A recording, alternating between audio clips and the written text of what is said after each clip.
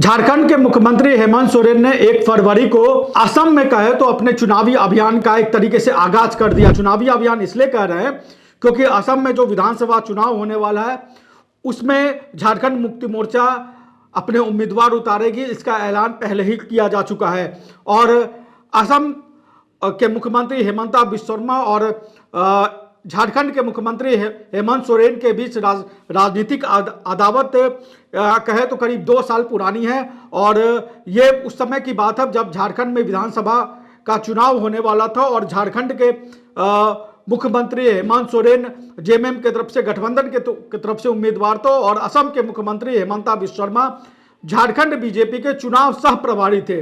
चुनाव सह प्रभारी होने के बावजूद भी ड्राइविंग सीट पर हेमंता बिस्वा शर्मा थे और हेमंता बिस्वा शर्मा ही पूरे चुनाव अभियान बीजेपी के चुनावी अभियान को देख रहे थे, चाहे वो चंपई सोरेन को झारखंड मुक्ति मोर्चा से तोड़कर बीजेपी में लाने की हो या उम्मीदवार खड़ा करने की हो। तमाम तरह की चीजें जिसको राजनीति में साम दाम दंड भेद तमाम तरह के हथकंडे जो भी चुनावी हथकंडे होते हैं वो सभी हथकंडे का जो हथकंडे लेते थे वो हेमंता बिस्वा शर्मा ही लेते थे और इसी समय से हालांकि उस चुनाव में बीजेपी की करारी हार हुई।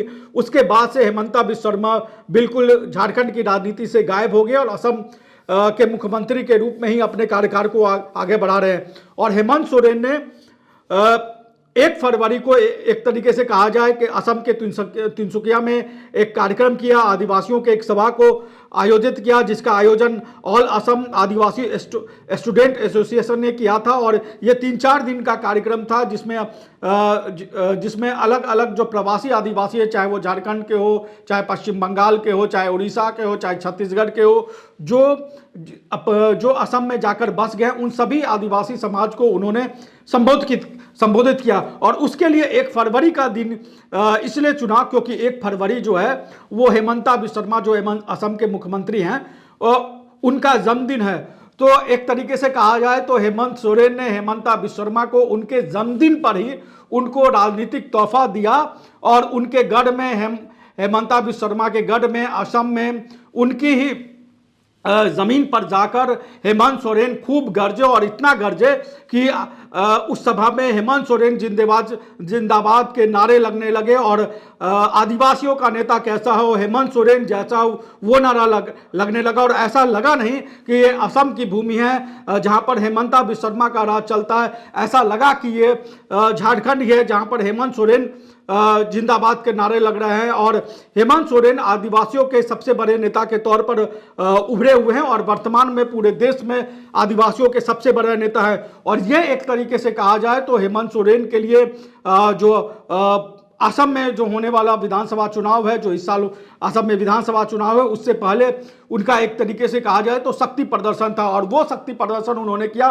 और जो आदिवासी समाज है उसको एकजुट करने की पहल की। और ये बातें भी कही उन्होंने जैसे कि टी ट्राइबल आदिवासी समाज को बांटने की बात उन्होंने कही कि कैसे असम में आदिवासी समाज को बांटा गया, जो झारखंड से जो आदिवासी गए हैं उनको टी ट्राइबल कहा गया है और आदिवासी समाज को अलग अलग तरीके से एसटी के रूप में और अलग अलग तरीके से बांटा जाए, उन सब चीज़ों को है। और असम के मुख्यमंत्री पर केंद्र सरकार पर उन्होंने पुरजोर हमला किया और बताया कि कैसे उनके खिलाफ साजिश रची गई, कैसे उनके खिलाफ आने वाले समय में अलग अलग तरीके के चुनावी हथकंडे अपनाए गए। जब झारखंड में चुनाव हुआ था और आने वाले समय में जब असम में चुनाव होगा तो उसको किस तरीके से वो जो बीजेपी की सरकार है वहां पर उसको किस तरीके से वो परेशान करेंगे, उसका एक तरीके से उन्होंने रोड मैप लिखा और ये संकेत दे दिया कि जो असम में जो चुनाव होंगे उसमें पूरी पुरजोर तरीके से वो उस चुनावी मैदान में अपने उम्मीदवार को उतारेंगे। और एक तरीके से कहा जाए तो हेमंत सोरेन हेमंता बिस्वा शर्मा के घर में जाकर उनको चुनौती देने वाले हैं। और क्या कुछ कहा हेमंत सोरेन ने, आप इस वीडियो में सुनिए। एसटी और आदिवासियों में बांट रखा है, कोई टी ट्राइब्स, कोई आदिवासी, कोई क्या क्या।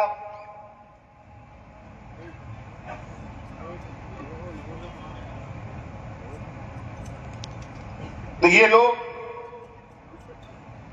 जो मैंने पहले कहा फूट डालो राज करो का फॉर्मूला बहुत अच्छे तरीके से पढ़ लिख के आए। आप ही के बीच में से लोगों को आपके विरोध में खड़ा कर देगा। पैसा देके, क्योंकि पैसा जो ना कराए, पैसा एक ऐसा चीज है जो अच्छे अच्छे लोगों का मस्तिष्क हिला देता है, एजेंट बनाएगा लोगों को और हमारे समाज के बीच में लोगों को बिखेरने का काम करेगा। आज हमें मौका मिला आपके बीच में आने का और हम कोशिश करेंगे, जो आप लोगों की व्यथा है, जो आप लोगों की तकलीफ है, इस तकलीफ को खत्म करने के लिए थोड़ा जद्दोजहद करने की आवश्यकता है। और ऐसा नहीं है किसी समस्या का समाधान ना हो, हमने तो अपने पूर्वजों से, अपने पिताजी से यही सीखा। अगर आपने कोई भी कार्य ईमानदारी से करना प्रारंभ किया, वो काम निश्चित होता है। यहां तो कई उदाहरण है, लोग, अकेला व्यक्ति पहाड़ काट करके रास्ता बनाता है, अकेला व्यक्ति पत्थर तोड़ करके पानी निकालता है। कई देश में उदाहरण है। तो हम इतने बड़े समूह होकर के अपने हक अधिकार की लड़ाई को मंजिल तक नहीं पहुंचा पाएंगे, ऐसा कैसे हो सकता है? इसके लिए थोड़ा हमें काम करना पड़ेगा और सभी लोगों को और सभी लोगों तक पहुंचकर कैसे अपनी परिस्थिति को बदलें, इस पर हमको आगे बढ़ना पड़ेगा। आज इसलिए चमड़ा जी ने बहुत सटीक बात कही, इसी मूल मंत्र के साथ हम लोग आगे बढ़ें। और मुझे लगता है कि अभी तो आपके यहां चुनाव भी है, आगे विधानसभा चुनाव है, कब उसका बिगुल फूक जाएगा हमको तो नहीं पता है, ना आपको पता है, लेकिन जो सत्ता में बैठा है ना, उसको पता है किस दिन बिगुल फूकने वाला है। क्योंकि आज देश का सारा संवैधानिक संस्था इनके जेब में, इलेक्शन कमीशन से लेकर के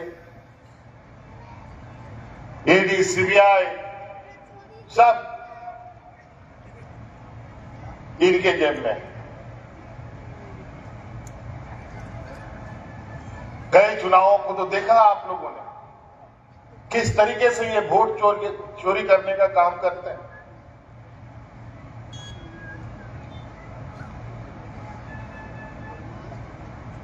वोटर पुनरीक्षण के नाम पर कितने बड़े पैमाने पर लोगों का वोट का अधिकार छीन लेता है और बड़ी चालाकी से इनको पता है ये चोरी नहीं, ये डकैती कर रहे हैं। और आने वाला समय में समय का परिवर्तन होता है। आने वाला समय में परिवर्तन हुआ तो जो पदाधिकारी उस समय रहा होगा, उन पदाधिकारियों को जेल में जाने से कोई नहीं बचा सकता। और इसीलिए ये कानून बनाते हैं कि इन पदाधिकारियों को सजा ना हो।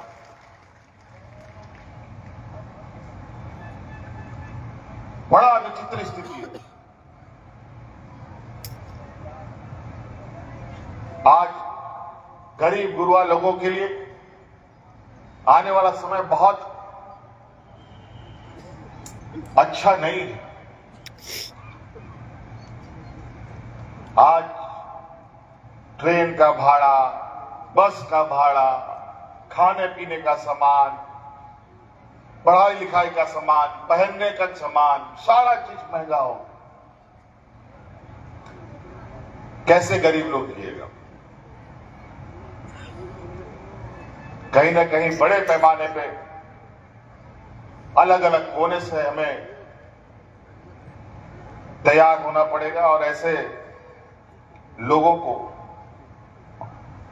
राजनीतिक रूप से जवाब देना पड़ेगा। इस लोकतंत्र का ये चुनाव ही एक ऐसा माध्यम है जो 5 साल में एक बार मौका मिलता है आपको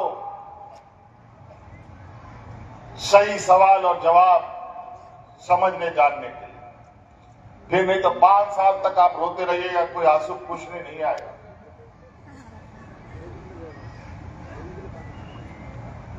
संविधान ने हर 5 साल में ये एक अधिकार हर एक गरीब गुरुआ अमीर सबको दिया है। और एक एक वोट इतना महत्वपूर्ण होता है कि एक वोट से आदमी कुर्सी में भी बैठ जाता है, एक वोट नहीं आने से कुर्सी से हट भी जाता है, हार भी जाता है। इसीलिए ये ताकत हम लोग का अचूक ताकत है। अगर हम लोगों ने इस ताकत को एक गठरी बना करके एक साथ रख लिया तो देश का कोई भी ताकत आ जाए उस गठरी को तोड़ना असंभव हो जाता है। हम लोग तो स्कूल में पढ़ा है, एक लकड़ी को तुरंत तोड़ देता है लोग, लेकिन वही लकड़ी 50 ठो लकड़ी एक साथ बांध दो तो उसको तोड़ना बड़ा मुश्किल। इसीलिए साथियों, आज आपके बीच में हमको आने का मौका मिला और कई दिनों से ये हमारा भी एक विचार था कि हम असम गए, हमारे लोग अलग अलग कारणों से, सिर्फ असम के नहीं, उड़ीसा, छत्तीसगढ़, बंगाल, अलग अलग राज्यों से यहां पर लोग आए। ये लोग एक दिन नहीं कई वर्षों से यहां रह रहे हैं। एक बहुत बड़ा घटना आपको हम बताना चाहेंगे। जो सामंती विचार के जो लोग होते हैं वो हमेशा गरीब गुरुआ का अस्तित्व खत्म करने में लगा रहता है। तो गरीब गुरुआ कमजोर हम ही लोग हैं, आदिवासी, दलित, पिछड़ा। एक घटना है जो ऑस्ट्रेलियाई लोग जो है, ऑस्ट्रेलिया का, ये लोग आदिवासी और अप्रवासी लोगों को जो वहां रेड इंडियन होता था अमेरिका में, उन सबको मरवा दिया। और ये सामंती विचार के भी लोग, हमारा खाना पीना बंद हो जाएगा तो ऐसे ही मर जाएगा सब आदमी, हड़िया दारू पी करके सब खत्म। लेकिन ऐसा नहीं है। आज कहीं ना कहीं आज मैं धन्यवाद देना चाहूंगा इस आशा समूह के सभी मान्य सदस्यों को कि इन लोगों ने बड़ी मेहनत करके संपर्क साधने का प्रयास भी किया। और आदरणीय दिसंगुरु शिबू सोरेन जी की निधन में भी कई लोग यहां से श्रद्धांजलि देने आए। मैं उनका भी बहुत बहुत शुक्रिया अदा करूंगा कि आप सब लोग भी आए। और उसी समय से मेरा भी एक इच्छा था और मुझे अभी इन लोगों ने बताया कि आदरणीय गुरु जी भी यहाँ आप लोगों के इस संघर्ष में साथ देने के लिए आते थे। और आपको मैं ये भी याद दिलाऊंगा, हम भले पहुंचे या ना पहुंचे, इससे पहले मैं थोड़ी दिन के लिए सत्ता में था, जब यहाँ कुछ गांव वगैरह जलाए गए थे आदिवासियों का, मैंने अपने कैबिनेट मंत्री को यहाँ पर भेजा था, पूरा दल यहाँ भेजा कि उनका जाकर के हालचाल पता करो और जो मदद हो हम लोग करेंगे। खैर कोई बात नहीं, अब हम लोग एक दूसरे के संपर्क में हैं और निश्चित रूप से आपके इस संघर्ष में हम लोग बिल्कुल आपके साथ कदम से कदम मिलाएंगे। और आज नहीं कल असम में भी झारखंड जैसा बेहतर सूरज उगेगा और आदिवासी समाज इतनी मजबूत आवाज के साथ यहाँ उभरेगा कि आने वाले समय में दूसरे वर्गों को ये समझना पड़ेगा और मजबूर होना पड़ेगा कि असम को, आदिवासी को आगे साथ लिए बगैर असम को चलाना संभव नहीं। तो इसलिए हमें अभी वापस भी जाना है, कल और बहुत व्यस्त प्रोग्राम है। आप सब लोग मेरे ख्याल से यहाँ 3-4 दिन से कार्यक्रम था, 3-4 दिन से आप लोग का कार्यक्रम यहाँ चल रहा है। और आशा करते हैं, उम्मीद करते हैं कि अगली बार जब यहाँ ये कार्यक्रम हो तो जो लोग आज घर में बच गए हैं वो भी आएंगे और इस आदिवासी समाज को और मजबूती प्रदान करने का काम करेगा। और इन्हीं बातों के साथ हम अपनी बातों को समाप्त करना चाहेंगे। आप सब लोगों का बहुत बहुत शुक्रिया, आभार, धन्यवाद। इन्हीं बातों के साथ पुनः आप सबको झारखंडी जोहार। सब कोई खड़ा हो जाओ भाई और हमने के बाढ़ गुतिया कर भाषण लगे जोरदार तालियां और स्लोगन दी के धन्यवाद दे भाई। हमने के बाढ़ गुतिया हेमंत सोरेन वेलकम। हमने के बाढ़ गुतिया हेमंत सोरेन धन्यवाद। हेमंत सोरेन धन्यवाद। हमारे नेता कैसे हो? हमारे नेता कैसे हो? हमारे नेता कैसे हो? आदिवासी लीडर हेमंत सोरेन जिंदाबाद। आदिवासी लीडर हेमंत सोरेन जिंदाबाद। आदिवासी लीडर हेमंत सोरेन जिंदाबाद। आदिवासी लीडर हेमंत सोरेन जिंदाबाद। आदिवासी लीडर हेमंत। रॉयल इंडिया में आपका स्वागत है। भारत के सबसे विश्वसनीय सोलर मोटर पंप और एमपीपीटी कंट्रोलर निर्माता रॉयल इंडिया का high performance movable trolley solar water pumping system प्रस्तुत है। बेहतर दक्षता के लिए डिजाइन किया गया और आसानी से ले जाने योग्य। सरकारी परियोजनाओं के लिए अनुमोदित देश भर के कॉन्ट्रैक्टर्स और एजेंसियों की पहली पसंद। एमएनआरई द्वारा अनुमोदित, उल प्रमाणित, उद्योग मानकों के अनुरूप स्वदेशी उत्पाद। सार्थक ऊर्जा समाधान के लिए हमारे साथ साझेदारी करें। आज ही संपर्क करें।